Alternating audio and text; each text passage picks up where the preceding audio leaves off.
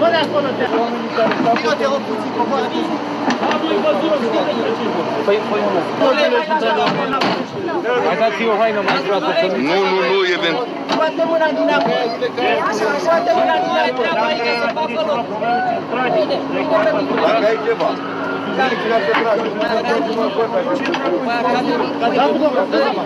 Ce-ți dau, bă?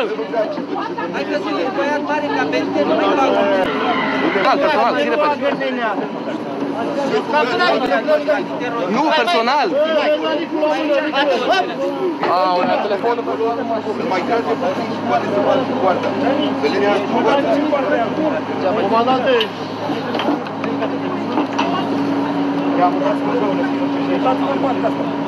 Hai! Poate să mai iau o dată. Mai stăgați. Hai să luăm de aici, de aici,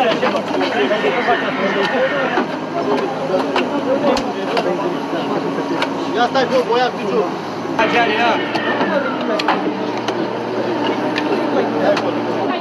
Du-te așa, du-te mai ușor, zic-o, du-te mai ușor. Hai du-te repede, măcar picul ăsta. Pe sub, Jones, pe sub, pe sub! Pe sub aia. Te spun un pic piciorul. Saltă piciorul. Ia saltă mai mâini cu copilul sus. Stai puțin, stai. Sap! Ce sap aici? Marica, să-mi dă Mă leg un picior și fac Aveți oxigen?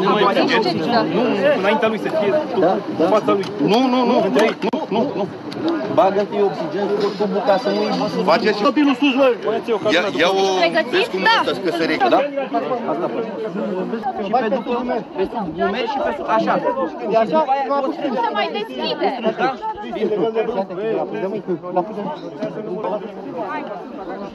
Băi, Cristi, îl verifici la intrare. Băi, știe umeri de oxigen.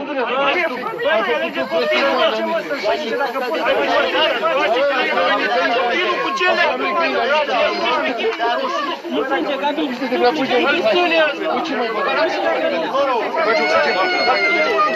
Ce ani, băi, și cordița, mai sunt cordița la mine. Cordița, Florul.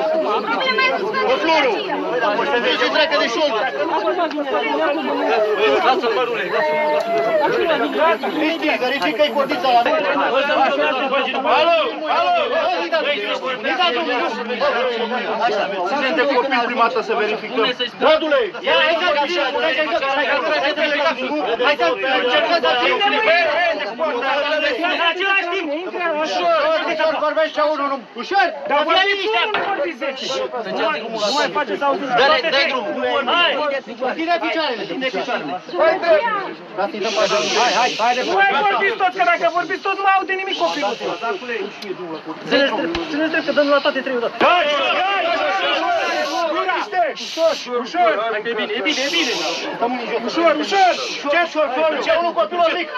Ia-l pe mic! Ia-l pe mic!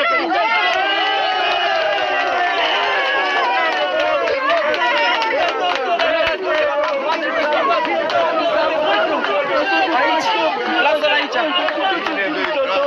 Hai să-l dezbătăm! Ușoare, ușor, nu speriați. Copilul la doctor, acolo!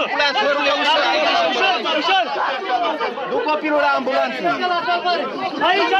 Aici! Bă, la salvare! Bravo, bă, copilul! Mai bine de mult. Bravo! Lăsarea copilul să pătimească, bravo, tată! E băiatul noastră? Nu e tată! Dar o să fie copilul nostru!